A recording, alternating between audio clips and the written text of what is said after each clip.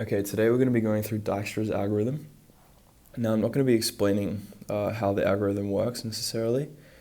I'm just going to show you a demonstration. Okay, so we've got our source vertex at A over here, you can see. So we want to start, we're starting at A, so we're going to have that as visited. And then we're going to move to all the adjacent nodes that are reachable from A. So you can see that A, if we go this way, we can reach D, and then if we follow this loop over this way, we can go to C, we can also go to B, and we can also go to E. So I'm going to start with, the shortest distance technically before figuring that out. Everything is initialized to infinity. Because we don't know if there's a way to get to the other unvisited nodes yet. So now that we've figured out that we can get to C, B, E, and D, we can erase this distance because we've found a new shorter distance. B, E, C, and D. Okay, so because we're starting at A, it means that all of these previous nodes are also going to be A.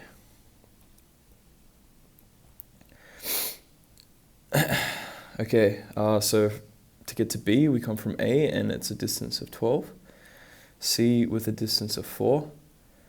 D with a distance of 1. And E with a distance of 5. All coming from the previous node of A. Just having a water break.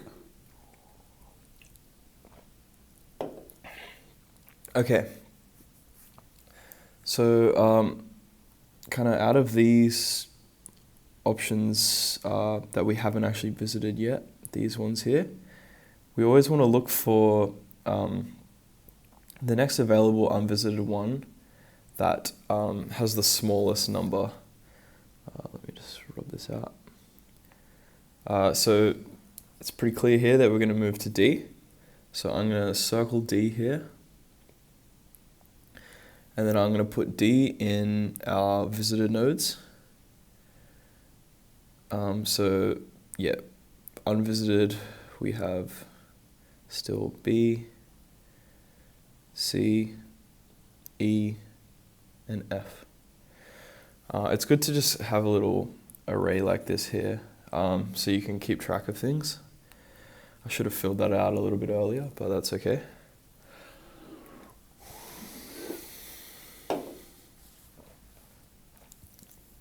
Okay, now that we're at D, we've got new ways to get to either nodes that were reachable before or new nodes that weren't reachable. So I'll start with the one that I can see here that wasn't reachable prior to this, vertex F. So if you see from the graph, you can go from A and you can go this way to D, and then from D you can head this way towards F. So I'm going to remove this infinity here, and then we can get there through 1 plus 1, because we also want to include that we got from F to D, but we came from D. We came to D from A. So it means our previous node is now going to be D, and our shortest distance is 2 now. 1 plus 1, remember? Okay.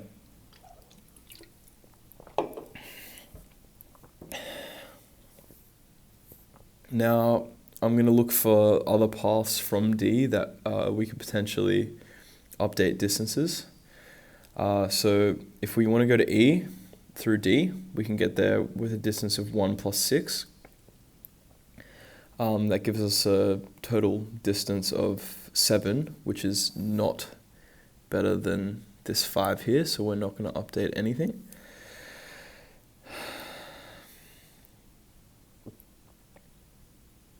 So to get to B through D, we can get there through coming from A to D and then from D to B this way.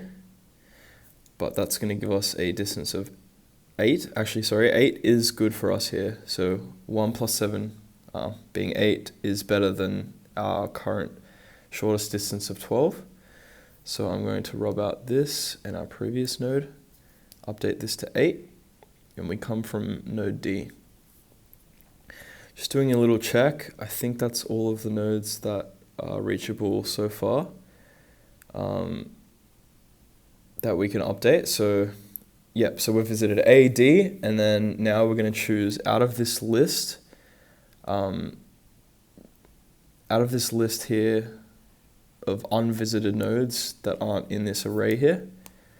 We're going to choose the next shortest one.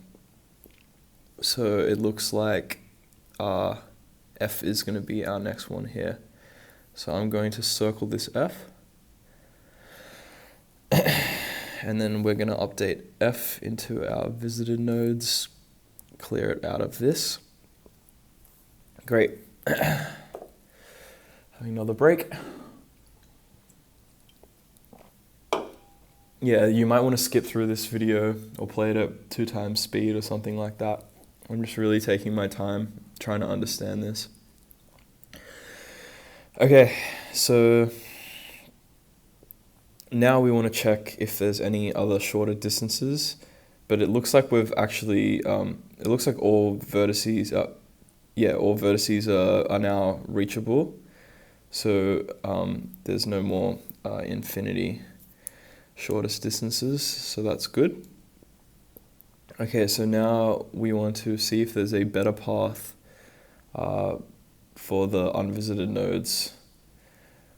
So if we want to go to C from F, it's going to be this 1 plus 1, and then we can get there through 8, which is not better than 4, so we're not going to do anything with that.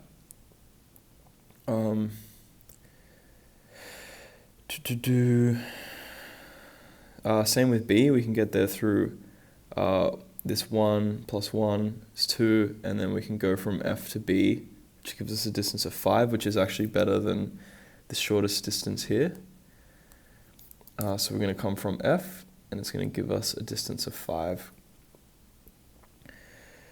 Great. So we checked E, we checked B. Yeah, C's not going to be any shorter distance as well if we come kind of this way, because 4 is quite a low number. So I think that's, yeah, that looks pretty good so far. Maybe I'll make some mistakes, but I just want to kind of show you the process of actually how to do Dijkstra's algorithm, the theory side at least. Cool, so now we're going to choose the next shortest distance that we have not visited yet. So out of B, C, and E, if we just take a look at this kind of area here, looks like C is the smallest value out of them. So I'm going to remove C out of our unvisited nodes and put it here. So I'm going to circle C now. Yep. Okay. So now that we're at C, is there a shorter way to visit any of the other vertices? We already checked E. Actually, hold up. No. Yeah, so going from F to C, it's not going to give us a shorter distance to get to E, because we have to add this 6 here. Same with B. We already found that going through F was a shorter distance, and if we go through C, we've got this 20 here, which is not going to help. So it looks like our shortest distance is already up to date, so now we're just going to think about choosing the next unvisited node. I'm going to choose E here. So if I, unvisited nodes, if I remove this E, I can add it to our unvisited nodes here.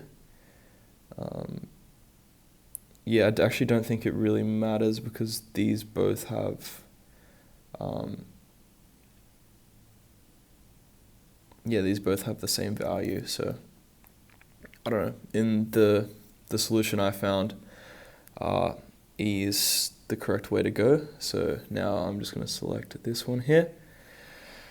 And then the only other unvisited one is to go to B here, which I'm pretty certain that we've found the shortest path of 5. Doesn't look like it's going to get any better than that. So then I just add visited, remove it from an unvisited array, select it here. Yeah, so now you can see that this array is empty, so we've actually visited all the nodes, which is good. And this also gives us an idea of the direction we came from, and the direction we can go to find the shortest path. Okay, so if we start from A, we came to D, and then we went to F this way, and then we went to C, and then across to E, and then up to B. So we kind of arrived at B, starting from A. And also, if you focus on this B here, if you look at the table, you can also backtrack. So if we start at B, which is the ending point, and we kind of work backwards, we can see that to get to B, we came from F. So we can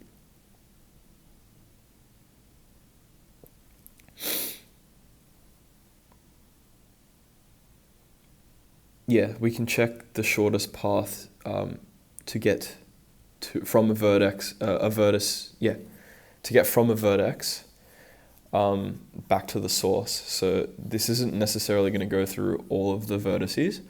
It's just going to take us from B straight back to the source. So yeah, if we go from B back to F, we go this way. That adds 3, and then we come back this way. From F, we go back to D. So that adds 1, so we're 3 plus 1, we have 4, and then we get our 5, which is our shortest distance, which is from D back to A here. Yeah, so it's helpful to be able to backtrack if you do it this way. I hope you'll at least learn something. There's definitely better videos out there. This is mainly for my own learning, so please drop any comments or if you have any other opinions or things that I missed out. Thank you.